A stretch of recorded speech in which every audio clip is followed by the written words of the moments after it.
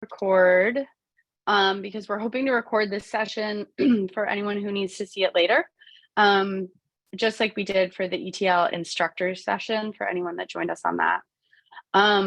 So I'm going to go ahead and screen share so we can work our way through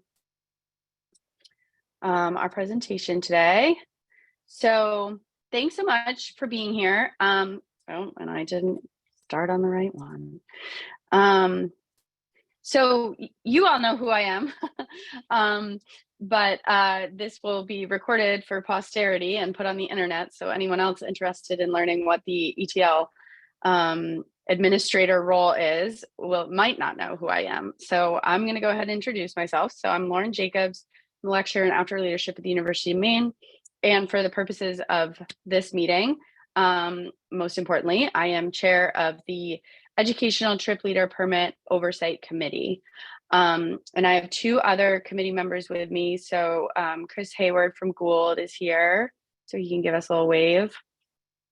Yep. Hi there, Chris Hayward, Gould Academy. I'm the administrator on duty tonight at Gould, so I may mute and have to take a phone call here or there. So pardon me if I have to step away.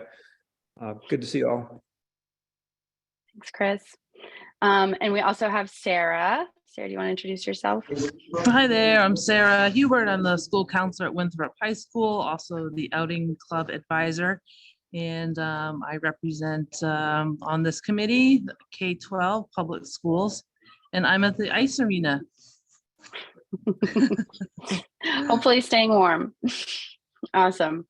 So this is going to be a relatively brief meeting. There's a little less to cover here because we don't need to go over the curriculum like we did in the previous info session. But just so we're all on the same page, feel free to put your questions in the chat, especially if you don't want to forget what they are. But we'll definitely have time for questions a couple of points throughout this time. And I look forward to hearing any questions you all have. So we're going to start with, we already did some intros. We're going to start with a very brief history of ETL. Anyone who is arriving at this video should have a sense of what ETL is, hopefully. And then we're going to dive really into the meat, which is the role of ETL administrators, and go over some resources for ETL administrators, like a checklist that we created. We're going to talk a little bit about who covers what, and then we'll briefly go over the application process and, of course, have time for questions. So just so everyone's on the same page, so the Educational Trip Leader Permit is a new offering from the state Department of Inland Fisheries and Wildlife this year to create a path for compliance with Registered Maine Guide statute for educational institutions. So as folks know, to be in compliance with the Registered Maine Guide statute, if you are leading a wilderness trip defined as in state statute as being away from potable water overnight, and or you're leading any activity on water bodies like canoeing, kayaking, even if it's not an overnight trip, and you're doing those things as part of your job, so for remuneration, then you need to be a Registered Maine Guide. If you work for an educational institution, you have the opportunity to take this alternate path to compliance with the law by becoming an educational trip leader and having an ETL permit. So the structure in a lot of ways is similar to the other RMG exemption, which is for camp trip leaders, but it's not exactly the same. And so for those that are used to the camp trip leader system, this is a little bit different. And so we want to just make sure everyone's on the same page. So we have an ETL oversight committee that DF&W convened to oversee the process of getting this really off the ground, but then into the future, there'll be an oversight committee to oversee everything that's happening. And especially our biggest role is approving two specific roles related to this new permit. One is the ETL administrator and the other is the ETL instructor. So we take applications for both of those roles. We review them monthly and approve folks and add them to our list. So tonight we're talking about ETL administrator.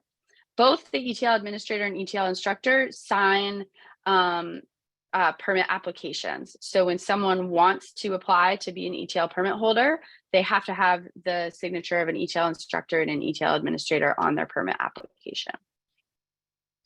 Lauren, I think it's important to just mention that one person could be both. There's a lot of different scenarios out there, but for example, me at Gould, I'll be the administrator and the instructor. That may not be the case for every school. It depends on how you're set up. So there's a lot of different scenarios to potentially play out. Definitely. Yeah. That's a really important point. Yes, they can be the same person. So there's sort of two things that we want to cover about the role of the ETL administrator. We're going to define it as it is in rule. We're going to, and in statute, and talk about the role that way. And then we're also going to talk about like, what does that mean in practice? So what's the interpretation of that role? Because as good as I think we did trying to write these rules and the statute, you know, it's not perfect. It doesn't say every single thing you need to know. And so we have some important interpretation. So definition of the ETL administrator in rule is that they are a current registered main guide recommended by the Educational and Trip Leader Advisory Committee. So that's our committee, which is approved by the commissioner and who has oversight of ETL program. So the big thing there is that ETL administrators need to be registered main guides. What kind of registered main guide doesn't matter, but they need to be registered main guides. Again, in rule, this is the role of the ETL administrator. So the administrator will ensure that the educational institution sponsors and educates all ETLs and holds liability insurance for all trips. And they coordinate the ETL program of an educational institution, including training of ETLs and ETL instructors, and making recommendations on ETL and ETL instructor eligibility to the ETL advisory committee. So that is what it is in rule.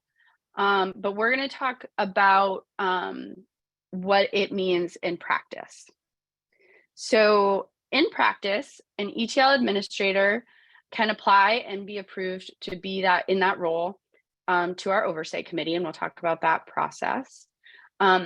They need to maintain their RMG status, so they need to be a current registered main guide to maintain this ETLA role. One of their biggest roles of ETL applicants is checking their Wilderness First Aid CPR certifications before signing off on the permit application. They also need to ensure appropriate affiliation with an educational institution. So that means, you know, is the person you're signing a permit for eligible to hold an ETL permit? So really having a good understanding of what that means. And we'll talk more about that. They need to be able to have a conversation with the ETL permit holder about the types of trips and locations of trips planned, and the permit holder's training and skill level, and how they align appropriately with trip plans. So this is kind of interesting because not every administrator will be at every school they're overseeing. And this is particularly true in K-12, although we might experience this in higher ed as well. But, you know, we might have we will have ETL administrators who are really overseeing multiple schools, because not every school is going to have an RMG on staff that can serve as their ETLA. But if the administrator overseeing and signing off on permits ideally has a conversation with people about, like, what are you doing? You know, are you taking kids canoeing on a pond? Are you running overnight backcountry trips? Are you doing stuff in the winter? Are you doing stuff only in the fall and spring? And just has a sense and an understanding of what the skill level of the ETL permit applicant is, and if sort of having a good conversation about whether that skill level aligns with the kinds of trips they're doing. You know, the ETLA is not the end all be all of liability by any stretch, right? When we're running trips for schools, we have a responsibility to our school administrators. Side note, we kind of regret calling this role an administrator because administrator means something to schools, and it means usually a building principal or a superintendent or whatever. And so that's very confusing. But anyways, the ETLA is not, the end all be all of risk management in a program, right? There, a good program has strong risk management from multiple levels, from school board policies to, field trip policies, et cetera, et cetera. So, but ideally an ETLA is having some conversations about what's going on in that school and with that ETL permit holder, and just making sure that things are aligned appropriately. And then finally, really keeping up to date with ETL trainings, opportunities, and news, just being an ambassador, especially here at the beginning of the ETL unfolding of this whole new thing. Just trying to make sure that people are keeping up to date with what's going on and what's happening.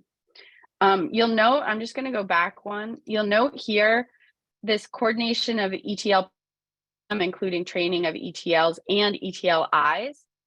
Again, in some schools that will make sense, right? So in my school at the University of Maine, I am the ETLA at the University of Maine. We have other ETLIs at the university. And so in essence, I'm overseeing those ETLIs.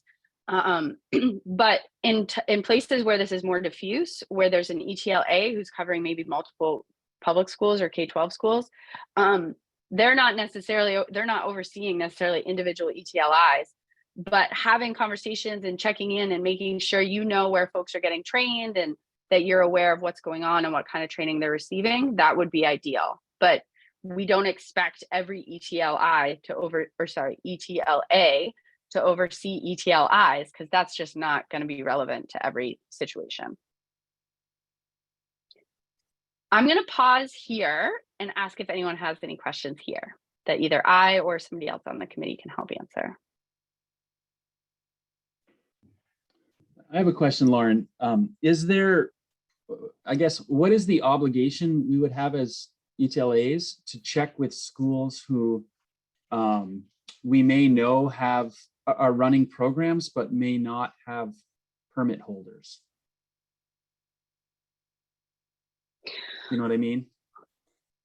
So sort of like, let's say I know of a school who's running trips, but I may know or may not know that they actually do or do not hold an ETL permit.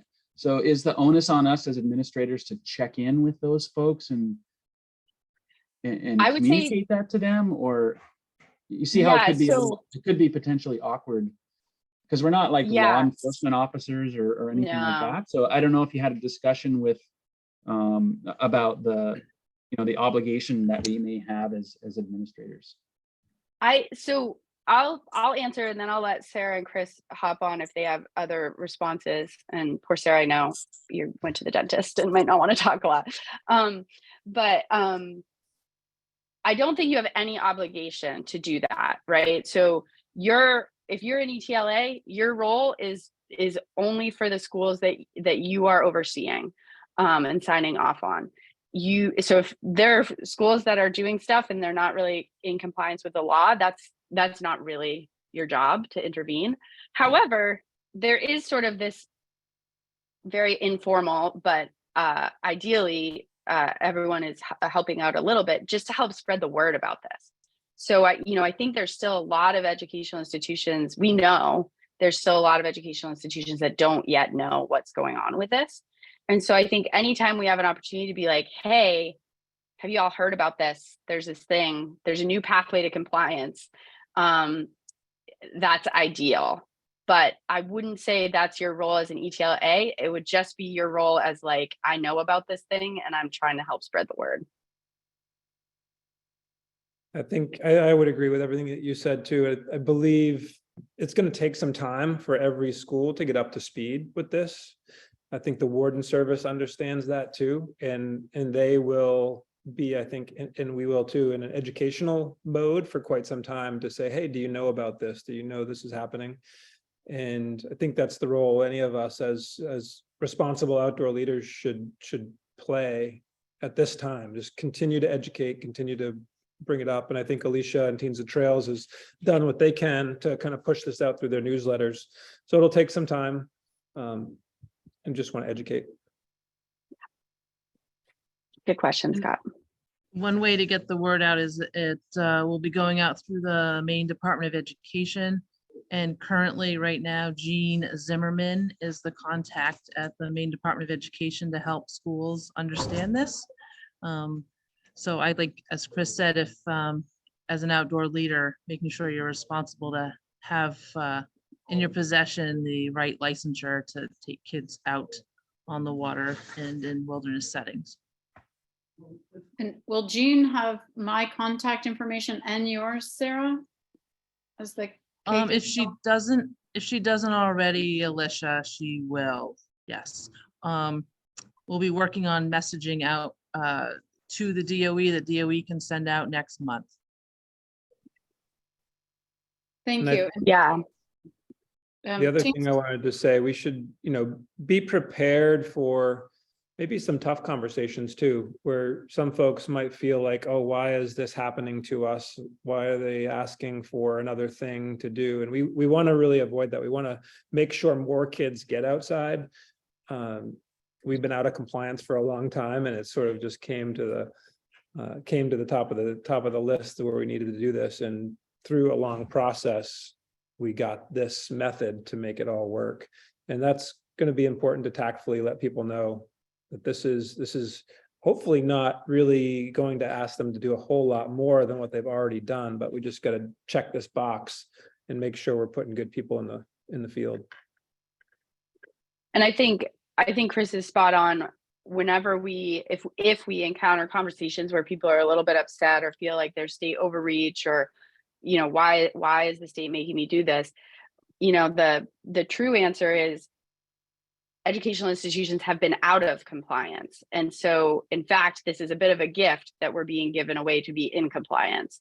And I think, especially with the requirement of wilderness first aid, that's really best practice for anyone bringing people out into the field. So that's, really trying to hammer home, and all of us, as ambassadors, being on the same page about the importance of this stuff. And, we had that first ETL training in November, and it went really well. And I think that was a good, we showed and had some really good conversations about how positive this can be. So hopefully that's just the first step. Laura, I have a question. Sorry, go ahead, Greg. Yep, Yeah, go for it. so if you are an administrator and you have a permit holder that you think is doing a trip that doesn't necessarily line up with their skill level, is it your obligation to shut that trip down or talk to their principal, or how is that going to work? Yeah, that's a good question, Greg. Your role is somewhat limited, right? So, you're not giving the blessing to, let's just say, Greg, you're the ETLA, you end up serving as the ETLA in the Katahdin region. It's not all on you, right, to make sure trips are perfect and fully safe and blessed by you. And so if you have a tricky situation like that, my thought would be you have a conversation with the ETL permit holder, you have a conversation with their building principal if needed. And there is also a mechanism in statute to deal with permit holders who are doing unsafe things. So sort of the highest level would be you actually take your concerns to us as the committee, and we can investigate that. But ideally you would have a conversation first and see if you can work it out and get on the right page. But if at some point an ETLA is there is this rogue ETL permit holder that I am not comfortable with, I do not approve, we've tried to work it out, it's not working, then you bring it to us and we have a mechanism for dealing with that. Thanks, that's a really good question. Alicia. A couple of questions are coming up for me. In the rule, we have the ETLA ensures that educational institutions hold liability insurance for all trips. To what degree are we investigating their coverage? Do you have coverage for trips, or please show me your policy? Yeah, we've talked about this at the committee. I'll be honest that I don't think we love that got written into statute, because it's not really realistic. Like, none of us are insurance experts, and Lord knows how you even read those things. I'll tell you how I look at it, how we've been interpreting it as a committee, and how I also look at it as an ETLA. So what we have interpreted as is, if everyone is on the same page with the type of trips that a school is doing, meaning their school board's on board, their principal's on board, parents are signing permission slips, then to us, that means that everyone is on the same page about what's happening. In terms of the University of Maine, like, I sign off on ETL permit holders at Mainbound. I know that Mainbound's trips have been approved by risk management. I have no idea what the university insurance policy is, but I know that the people in charge have approved these kinds of activities. And so, no, I do not think you really need to look at insurance policies. That's not really your expertise. But in that process of having a conversation with the permit holder about what they do and what their school approves, that's really the biggest thing. Okay, thank you. My second one was just the opportunity for continual education. I mean, this is an evolving process. So how does the emerging community stay up to date on what the status is? I know that IF&W has the definitive information. I've put in the chat the link that Teens to Trails is trying to maintain for our community. And I just feel like there will be a continuous interest and potential opportunity for the oversight committee to hold information sessions, or the ETLAs to host an information session that should be broadly publicized. Yeah, that's a good idea. So the short answer, I have two short answers to that. One is, we're hosting Google Drive folders for ETLIs and ETLAs. So once someone is approved by our committee to be either of those, they get a link to a Google Drive folder with a lot of info in it that's useful to those ETLAs, and will keep being updated as needed. So there is sort of this like internal portal for information. And then, because our committee maintains these lists of ETLAs and ETLIs, we have contact information for everyone that's been approved. And so we have sort of a way to get in touch with everyone. So there's sort of so if Teens to Trails had something that you really wanted all ETLIs to know about, a training, for example, or all ETLAs to know about, so they could spread the word to their permit holders they oversee, we can do that pretty easily. And I do think, we had a committee meeting today, and we were just talking about next steps for spreading the word. And I think things like info sessions that are a little bit more open to the public would be really good. And we were thinking of tackling that after the new year. Thank you.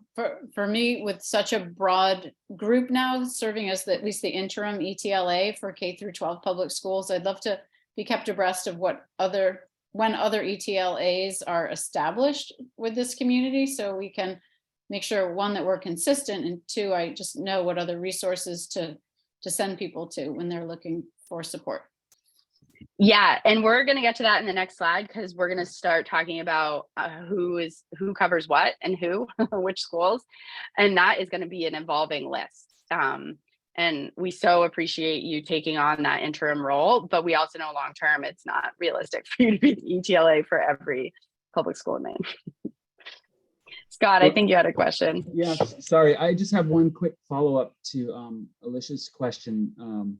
Is there a recommendation you would have about the frequency of checking in with these folks? Like, I know things like WFA and CPR certifications have expiration dates on them. Have you discussed on the committee about a frequency or a particular protocol, like once a year? Do we have a check-in with each of the folks in our region, or our constituents, or what are your thoughts on that, I guess? That's a really good question. I don't think that we have come up with recommendations yet. And I think that's one of those things that as a community, we might come to learn and share together about what's maybe going to be best practice. I will say that we really have hammered home with ETL permit holders so far that it is their responsibility to maintain WFA and CPR. And it even is going to say on their permit from the state, this is only valid if you have a current WFA and CPR. So, you know, I wouldn't want an ETLA to feel like it's all on them to maintain and keep track of that stuff, because we've really made it clear that it's up to the permit holder to do that. Good question. Okay. So we did create a checklist to sort of help with best practices for ETLAs. And this is one of those things that's going to be in that Google Drive I talked about, or it is there already. It also, I think, will be evolving as we learn about this process, but just these are some of the things we've come up with so far that have seemed really important. So before an ETLA signs off on a permit application, they need to check the following things. Does the applicant have a valid WFA and CPR certification? If not, do not sign the application. So this is the one time, the signing of the application, where you are saying, I know that right now this permit holder has a valid WFA and CPR. Again, like I just mentioned, I don't think it's your responsibility to check in with them in exactly 3 years when it expires. Like, that's their responsibility. But when you sign the application, you're saying that it is current right now. We did have a question come in about whether a fully online wilderness first aid course is allowed. There's nothing in the rule that says it's not allowed. We didn't even know this until it was brought to our attention, but the Red Cross does offer a fully online 16-hour WFA course. I think best practice would be for someone to at least take an initial class in person, hands-on.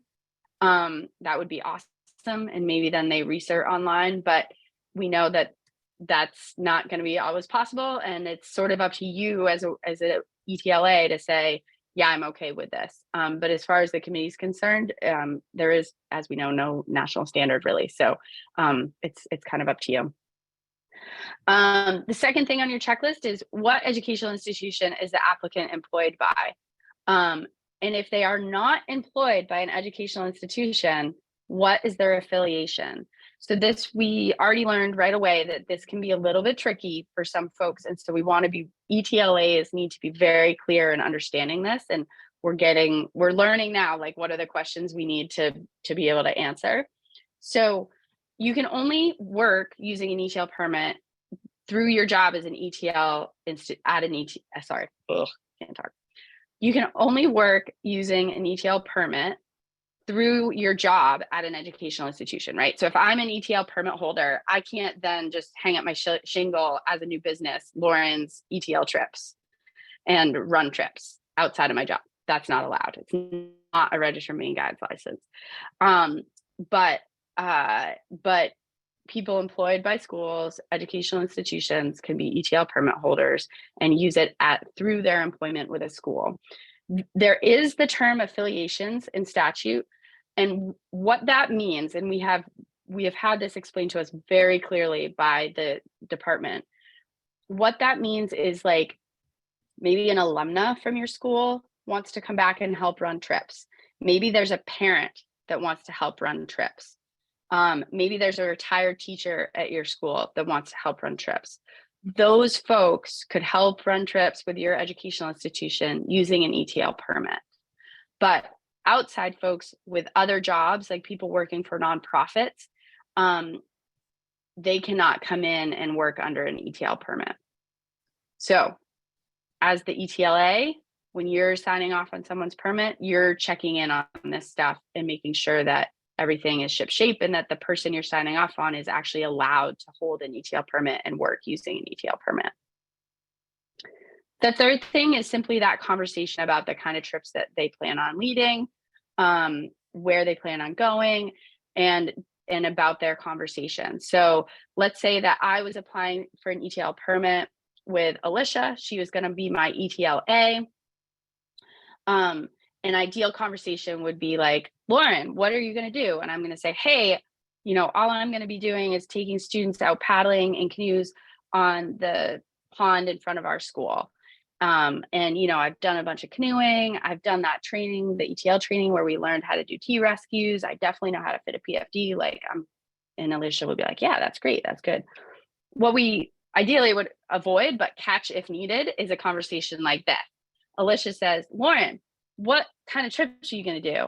And I say, I'm doing winter summits of Baxter. Like, yeah, a bunch of winter expeditions up to Baxter. Definitely hitting the summit of Katahdin.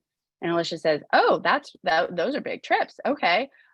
What kind of training do you have for that? And I say, you know, I'm pretty proficient at snowshoeing and, you know, like that kind of thing. Alicia's like, really? Do you know how to use crampons? Do you know how to use an ice axe? Have you ever been to the summit of Katahdin in the winter? And then we have a conversation about how maybe that's not a good trip for me to learn or to lead because I've never done that. So this is that sort of a little bit of a living document checklist. Any questions on that before I move on to the who covers what? I might just add one thing about the affiliations, if they're volunteering, and maybe more in that conversation is, you know, they've stated they're going to volunteer for the school. You could ask, well, have you been approved to be a volunteer? Does the school know you're volunteering? Or are you just saying you're going to volunteer? Because the school may have a process for volunteers, for example, to get their fingerprints done, their HCRC certification through the DOE. So they might have an intention of volunteering, but they really should maybe be approved as a volunteer through the school before doing this training. That's an initial thought.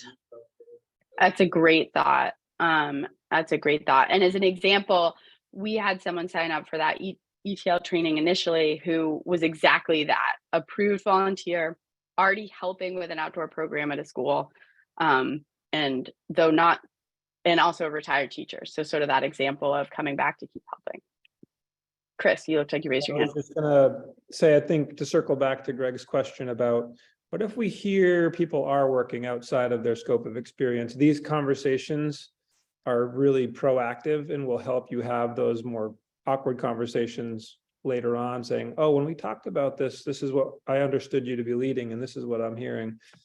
I don't think you're going to have many of those conversations, though. I think most schools are going to do what they've done, and they hopefully have had competent leaders, and they're going to go through this process and not all of a sudden start pushing the limits. But these conversations are important just to set that line.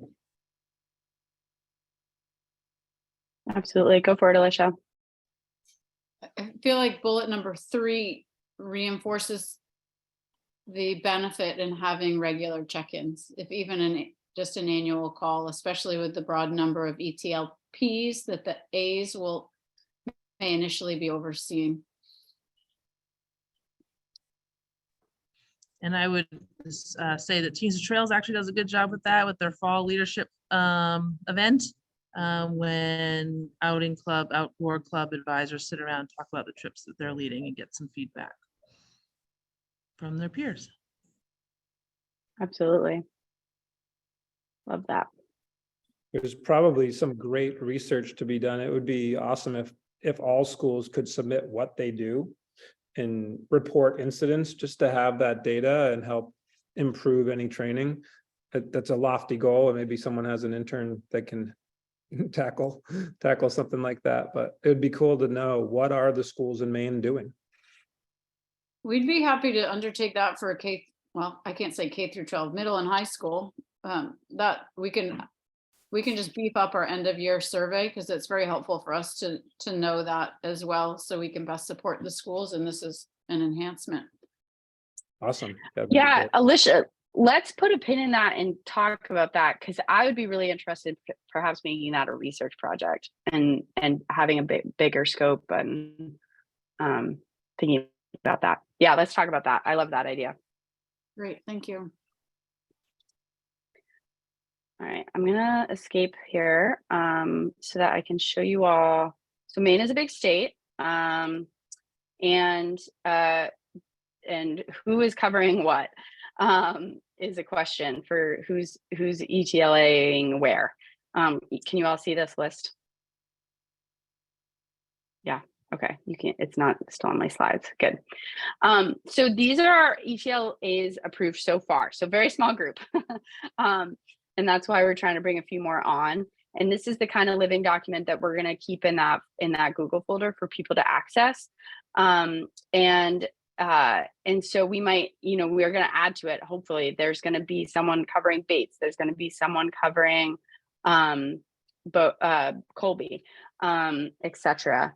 And then of course we're hoping to add to take the burden off Alicia a little bit, hoping to add more pre-K-12 public to this list. And I think, in an ideal world,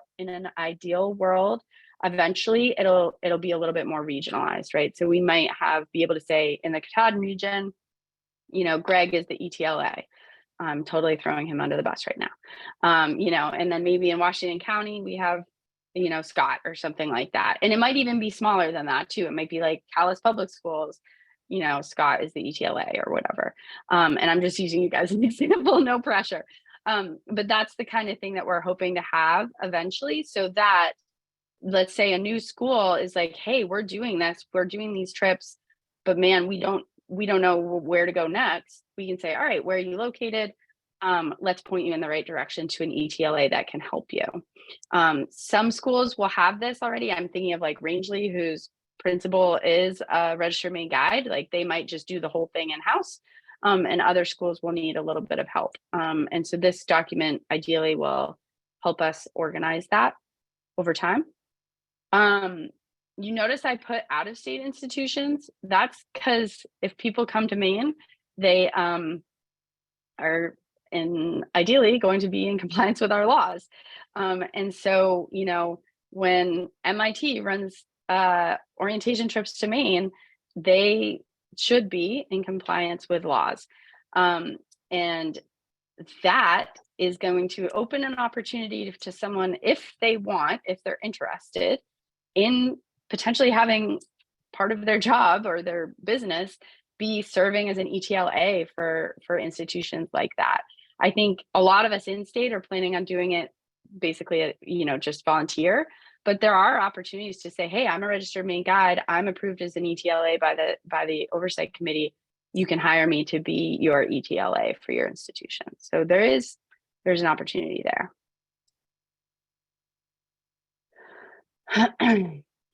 All right. I'm just checking messages. All right. Oh my gosh, you guys corrected me. It is Mike Woodruff with 2 Fs, but his email only has 1 F. That's very confusing. Thank you, Alicia. You called it Chris earlier. You did it right. It didn't look right, so wasn't sure. That's confusing that his email only has 1 F. Any questions about this? I think, there's not a lot to talk about here right now, but.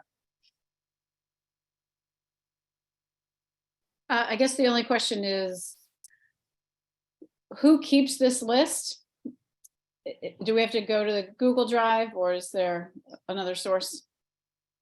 Right now, it's just in the Google Drive. I think it should, I literally just thought of this, but it should also get added to the ETL instructor Google Drive so that they can access who's doing what. So I will do that so that both ETLAs and ETLIs have access to it. Right now, we don't have a more public facing way to do this, but I think we could think about, especially in the future, as there are more folks covering different areas of expanding it. Is there any reason not to make this list more public, like for that website that I linked to on Teens to Trails, putting this information out?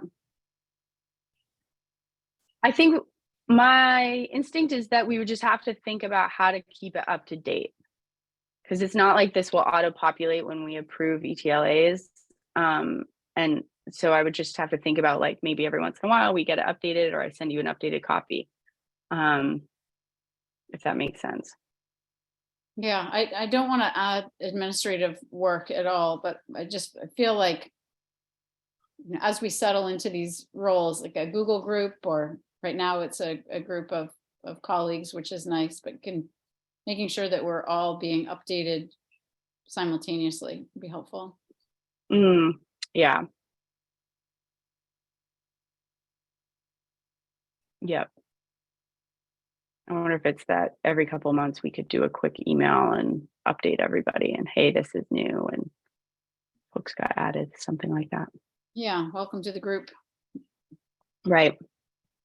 I like that. Our last slide is simply to show you the application, and I'll send the link, or I'll put the link in the chat. Super simple, very similar to the ETLI application. I don't think I can show you the whole thing without putting info in, but very similar. The only thing is, because you have to be registered main guide to be an ETLA, you do have to put in that information. But pretty simple, copying some stuff from your resume about your experience and stuff like that is important. You know, we've talked in the references, right? We do ask for references, yeah. And, you know, we've talked in the committee about how so far we know everyone who's applied to everything so far, but that will quickly become, that will quickly not happen. You know, soon I'm sure we will have folks applying that we don't necessarily know. So that's why those references are important. I'm going to put the application in the chat. And yeah, and open the floor one more time for any questions that folks have. I just have just a quick, again, I'm still kind of stuck in this, you know, what is our obligation? So just sort of defining the role here, but like thinking about a situation where, you know, somebody might be a registered, maybe it might have a guide license for sea kayaking, and they're a high school outing club advisor, but they're leading inland trips. And, you know, so technically they're operating outside the law. So we have a conversation with them, like, so are we, is that our role to have a conversation with them in that situation, even though they may have a guide license, but it's not technically applicable? And does that go to the ETL committee, or yeah, I guess I'm just sort of trying to find out where are the limits of our responsibility as an administrator. Yeah, that's a good question. I would say in a situation like that, having a conversation about like, hey, you know, your registered main guide license allows you to do this, and you're sort of doing this, and talking through the options, right? So someone in that situation, they could go ahead and sit for a registered main guide rec exam, right? So maybe someone with that level of experience who's already passed the sea kayak exam, like, yeah, maybe you should just go sit for your other one and get your rec guide license. And then, you know, if you're not interested in that, the other option is holding an ETL permit. And maybe that's something you'd want to do. I don't think it's your job to necessarily like police it, you know, so I wouldn't want you to feel pressure on that. But I think the biggest thing at this point is being an ambassador and helping people understand the statute, because I do think there's a lot of confusion. I think in that situation, if that person that you're thinking of works for a school, really all they have to do is take the test and submit an ETL permit application, because they have the skills, most of them. You can review, go through the test. So they don't have to take the 8-hour course necessarily if they have that experience. But educating them, like, you really need an ETL permit at the very least if you're leading these inland trips. Oh, okay, so I guess I wasn't aware of that there might be situations where people are exempt from taking the course. Because a guide license doesn't require, as you know, that no course or even a WFA, or I don't even think CPR anymore, right? They would still need WFA and CPR for you to sign off on them. And an ETL instructor, which might also be you, but it could be someone else, would have to have, and we talked about this in the info session for ETLIs, but there is some leeway. Like if someone comes to me and I know they already did 30 hours of training in that program and they took a course from me, like they've gotten way more than the 8 hours of training. As an ETLI, I have the ability to have them sit for an exam and say, you pass the exam, I know you have the training, you're good to go.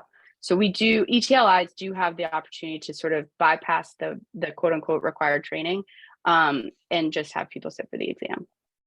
Okay, that's good to know, because as you know, we circulated that survey, and some people said, you know, I already have all the experience and I've been doing this for years, and I just need the permit. So they want the minimum required, you know, commitment to The get trick through. will be, I guess, understanding their experience, and do you have personal knowledge of that? Like all of my faculty at Gould, we aren't going to do the 8-hour ETL permit course, because we already trained to that standard or above, and I'll be able to vouch for all those people because I know them pretty well. So there may be some tricks where you can't just have someone off the street that you don't know challenge the test necessarily. Okay. Yeah. And it's sort of like, I think that's a really important reason why we're not like advertising that people can just sit for the exam, right? Because we would never want to put ETLIs in a really tricky situation where someone's really asking for that, but the ETLI doesn't know them. But it is in those situations where you are like, I know, I just had a Maine-bound employee, so an alum of my program now works for the University of Maine. And I know she's taken 19 credits of outdoor leadership with me. So that's a lot of training, right? And I went ahead and signed her application because I know she's done that in the last 2 years. So yeah, Alicia.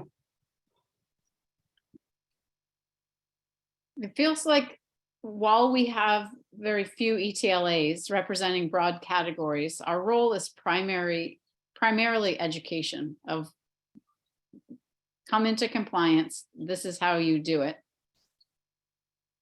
And I really appreciate Scott's question about what our responsibility is for those who are not in compliance. But if we just lead with the invitation, the encouragement, that this process now exists, and here's where you can get your training.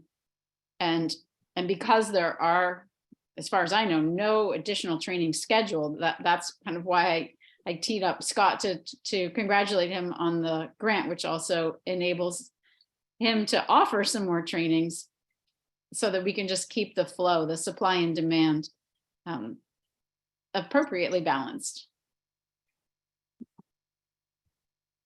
Definitely. Are there any more trainings scheduled that you're aware of, Lauren? I know that Scott is getting his teed up, but I don't know of any other open public trainings at this time. So, you know, we know that those will be happening. I know that we will run a course this summer through UMaine, so that will be public. So there are some coming down the road. Yeah. Well, I think I really appreciate you all coming to this info session. I know, you know, having you all here to ask questions is super important because the committee has been talking about this for months, some of us years that we're on the task force, and we sort of lose track of what there is to ask questions about. And then I just encourage you, if you're interested in being an ETLA, to think about that, apply in the application. You can indicate who you're interested in serving as an ETLA for, if you know.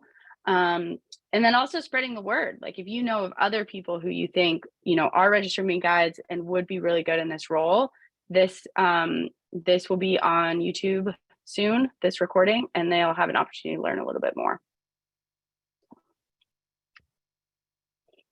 Thanks, everybody. Any other questions before we say goodbye? Thank you for your leadership, Lauren. Thank you. Yeah, thanks, Lauren. Thanks, everybody. I would just add, and this is a personal thing, but both Greg and Chris, I would love to connect with you at some point. And obviously, I've heard about you and seen you in passing, and